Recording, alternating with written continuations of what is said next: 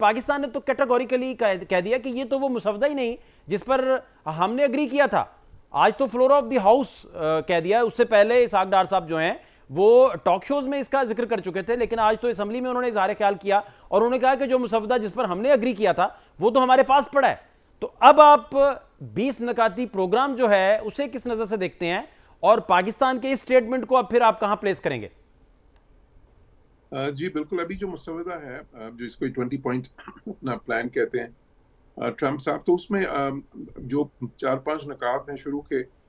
اگر وہ حماس کے پوائنٹ آف ویو سے دیکھیں, کیونکہ دیکھیں یہ معاہدہ ہونا تو اسرائیل اور حماس کے بیچ میں ہے, یہ باقی جی مسلمان ملک جو ہے ان کی سپورٹ تو ایک مورل سپورٹ ہے جی کہ بعد میں اگر وہ پیس کیپنگ میں آئیں گے, جی لیکن ظاہر یہ ان کے اور اسرائیل کے بیچ میں تو نہیں ہے. جی تو حماس نے ماننا ہے, اور حماس کے لیے اگر آپ دیکھیں تو ان کے پوائنٹ آف ویو سے تو یہ ٹرمز آف سرنڈر ہیں بیسیکلی, کہ ایک تو یہ ہے کہ جو ان کے پاس ہاسٹیجز ہیں وہ 72 گھنٹے میں سارے واپس کر دیں, بے شک وہ زندہ ہیں یا مردہ ہیں. ٹھیک. پھر دوسری چیز یہ ہے کہ وہ اپنا ہتھیار ڈال دیں, اور تیسری چیز یہ ہے کہ اس کے بعد پھر وہ ہتھیار ڈالنے کے بعد ان کو ایمنسٹی ملے گی اگر وہ وہاں پہ رہنا چاہیں, اور اگر جانا چاہیں وہاں سے تو چلے جائیں, یہ اس میں ہے. تو ظاہر اس طرح کی چیزیں جو ان سی ہیں, اور یہ بات بالکل صحیح ہے کہ میں نے پہلے بھی کہہ چکا ہوں, حماس تو ایک ریزسٹنس گروپ ہے, تو وہ جو ہے اگر وہ اپنی بالکل ساری ریزسٹنس ختم کر دیتے ہیں تو گروپ تو ختم ہو گیا. اس کے بعد سارا ان کے ایک ٹائم پہ تو 30-40 ہزار کے قریب ان کی ملیشیا تھی اسٹرانگ, اب کافی ساری ڈیسیمیٹ ہوگی, بٹ پھر بھی جو بھی باقی ماندہ ہے وہ بھی اس کے بعد ختم ہو جائے گا پھر ساتھ. تو اس لیے ان کے لیے تو یہ ایگزسٹینشلسٹک ہے کہ بس اینڈ آف دا روڈ ہوگا. پھر باقی جو اس میں کچھ جو ہے پوائنٹس ہیں اس میں کچھ اچھے بھی ہیں. ظاہر ہے کہ وہاں پہ جو اس وقت 20-22 لاکھ کی آبادی ہے جو اس وقت ایک جینوسائڈ فیس کر رہی ہے, جو بالکل ہی زندگی اور موت کے بیچ میں ہے اس وقت, ان کی اس میں بچت ہو سکتی ہے. ایک دم وہ امداد جو ان کو ملنی بہت ہی اشد ضروری ہے اس وقت, وہ مل سکتی ہے. اور وہاں پہ ایک ظاہر ہے کہ ایک ایڈمنسٹریشن قائم ہوگی, ایک ریکنسٹرکشن اور ریہیبلیٹیشن ہوگی. سر پر اگین پھر وہی بات ہے کہ وہ سارا کچھ جو ہے وہ جو ایک بورڈ آف پیس بنے گا تو اس کے نیچے ہوگا سارا کچھ, اور بورڈ آف پیس کے تو سربراہ پریزیڈنٹ ٹرمپ ہوں گے, اور اس میں وہ ٹونی بلیئر کو لینا چاہتے ہیں اور اپنی مرضی کے باقی لوگ. تو پھر اور اس کے نیچے پھر وہ پیلسٹینین جو ہیں وہ ٹیکنوکریٹس اور اس سطح پہ سارے جو ہیں بالکل جو نچلی سطح پہ وہ ہوں گے. اور پھر اس کے بعد جو ہے تو اس طرح پھر سارا کنٹرول جو ہے وہ تو پھر ان کے پاس چلا جائے گا. تیسری چیز یہ ہے کہ اس میں کوئی پیلسٹینین جو اسٹیٹ ہے, جو اسٹیٹ ہوڈ ہے, اس کا کوئی بڑا کلیئر کوئی راستہ نہیں دیا گیا. صرف ایک نقطہ ہے جس میں یہ کہا گیا ہے کہ اگر یہ ساری فلاں چیزیں پوری ہو جائیں تو اس کے بعد پھر ہم ریکگنائز کرتے ہیں کہ ایک فلسطینین اسٹیٹ بھی اس کے بعد بننی چاہیے. جو آسلو اکارڈز میں ایک چیز ہے جو کہ دیکھیں 20 سال سے آلریڈی وہ تو تسلیم کر چکے ہیں. پرنسپل تو اسرائیل نے بہت پرانا تسلیم کیا ہوا ہے, ابھی پوری دنیا بھی اس کو تسلیم کر چکی ہے, 160 سے زیادہ ملک ریکگنائز کر چکے ہیں اس چیز کو. ٹھیک. تو اس لیے اس میں بہت ساری ایسی چیزیں ہیں کہ جو قابل قبول نہیں ہوگی پھر وہاں کے فلسطینیوں کے لیے بھی, اور خیر خصوصاً حماس کے لیے تو پھر ظاہر ہے کہ یہ بالکل جس طرح میں نے کہا اینڈ آف دا روڈ ہے. تو اس لیے میں نہیں سمجھتا, اور میں نے بہت زیادہ انٹرویوز میں کہہ بھی چکا ہوں کہ میں نہیں سمجھتا کہ حماس اس پہ اگری کرے گی, انلیس کہ وہ یہ سمجھیں کہ ٹھیک ہے جی ہم قربانی دے دیتے ہیں, وہ 22 لاکھ جو ہیں بچانے کے لیے ہم اپنے کاز کی قربانی دے دیتے ہیں. ٹھیک. اچھا دوسرا مجھے سر یہ ایک اور چیز سمجھنا ہے کہ بی بی سی سے بات کی ہے جو حماس کے سینئر رہنما ہے محمد نزال, تو انہوں نے یہ کہا ہے کہ دنیا بھر میں جتنی بھی آزادی کی تحریکیں چلی ہیں ان میں انہوں نے حوالہ دیا ہے جنوبی افریقہ کا, افغانستان کا, ویتنام کا, الجزائر کا, آئرلینڈ کا, اور انہوں نے کہا ہے کہ جتنی مزاحمتی تحریکیں چلی ہیں انہوں نے تو کبھی آزادی سے پہلے سرنڈر نہیں کیا, اس کی تو روایت نہیں ہے. تو اس منصوبے کی تو بنیاد ہی اس بات پہ کھڑی ہے 20 نکات کی کہ حماس جو ہے وہ سرنڈر کرے پراپر طریقے سے, اور مسلم دنیا کی کچھ فورسز وہاں ڈپلائی ہو جائیں اور وہ وہاں امن قائم کرنے کے لیے کوشش کریں. اور پھر سب سے بڑھ کر جو اسحاق ڈار صاحب نے آج فرمایا, انہوں نے کہا کہ قائد اعظم محمد علی جناح کا جو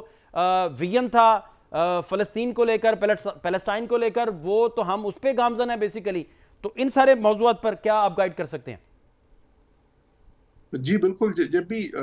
اس طرح کی جو مزاحمتی گروپس ہیں یا ریزسٹنس گروپس ہیں, جب بھی انہوں نے اپنے ہتھیار رکھے ہیں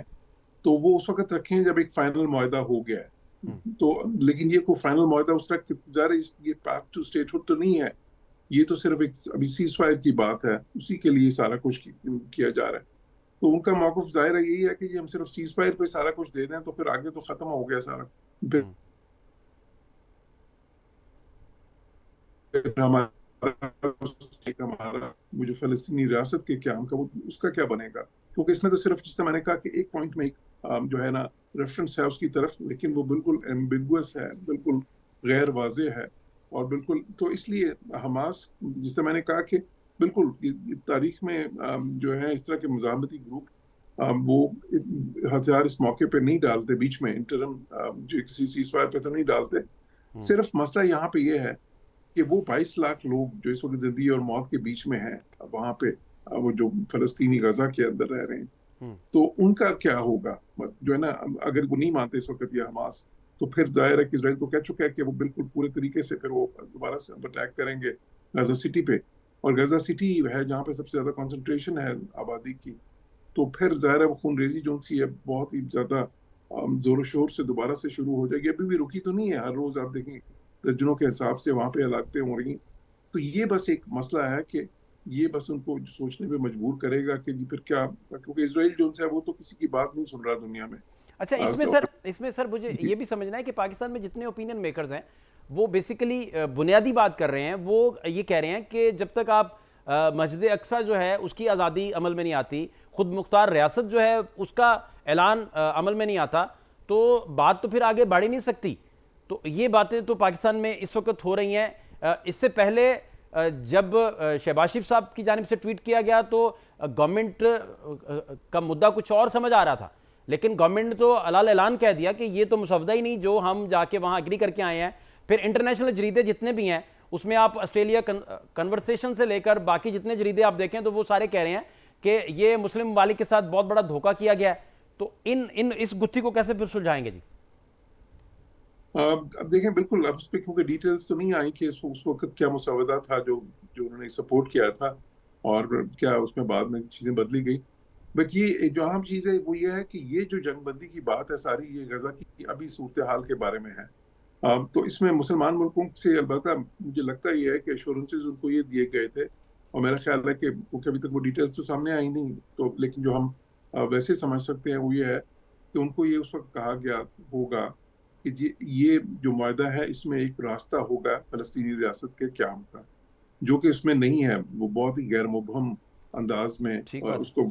مینشن کیا گیا صرف ایک شک میں, وہ بھی. تو اس لیے میرا خیال ہے کہ سب سے بڑا اعتراض ان کو یہی ہوگا کہ وہ کدھر گیا جو ہمیں یہ ایشورنس دی گئی تھی کہ جی یہاں سے پھر وہ ایک راستہ نکلے گا فلسطینی ریاست کے قیام کا. تو کیونکہ اس معاہدے سے تو وہ کوئی ایسا کلیئر راستہ نہیں نکل رہا, اس میں تو بالکل ہی اس طرح سے وہ شک بنائی گئی ہے کہ اس کا مطلب جو ہے نا کانکریٹ ٹرمز میں تو کچھ بھی نہیں. اچھا دوسرا اس پہ یہ بھی تنقید آ رہی ہے کہ یہ واحد ایسا معاہدہ ہے جسے اناؤنس کیا گیا ہے جس میں اسرائیل کے پاس ویٹو کا پاور ہے, اور ویٹو کا رائٹ وہ رکھتا ہے, اور دوسرا جو فلسطینی اتھارٹی ہے اس کا کوئی نمائندہ کسی بھی لیول پہ کوئی موجود ہی نہیں. تو اس کو پھر اس کا امپلیمنٹ چڑھنا یا اس میں فروٹفل ہونا آپ کیسے سمجھتے ہیں؟ اور جب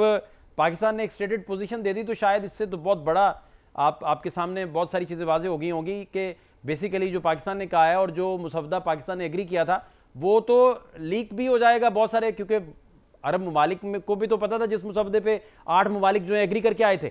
تو وہ تو پبلش ہونا شروع ہو جائے گا. ایگزیکٹلی آپ کو کمپیریزن بھی مل جائے گا کہ کون سی وہ شکیں تھیں جو ایگریمنٹ ہوئیں اور بعد میں وہ اس سے نکل گئیں, اور اس میں تو سب سے بنیادی ہی یہ تھی کہ آزاد اور خود مختار ریاست کا جو ہے وہ اعلان عمل میں لایا جائے گا. جی اس سے پہلے ایک پلان آیا تھا ایجپٹ کا پلان جو ہے, یہ بہت ہی ڈیٹیل پلان تھا, یا اس پلان میں سے کچھ شکیں اس میں سے لی گئی ہیں, لیکن ان کو پھر اس طرح سے موڑا گیا ہے کہ وہ بالکل اسرائیل کی ٹرمز پہ جو ہے زیادہ نظر آتی ہیں. وہ بڑا اچھا پلان تھا, اس کو عرب دنیا نے بھی انڈورس کیا تھا, پھر OIC نے بھی انڈورس کیا تھا, پاکستان نے بھی کیا تھا, لیکن بعد میں وہ تو خیر اسرائیل نے ریجیکٹ کر دیا.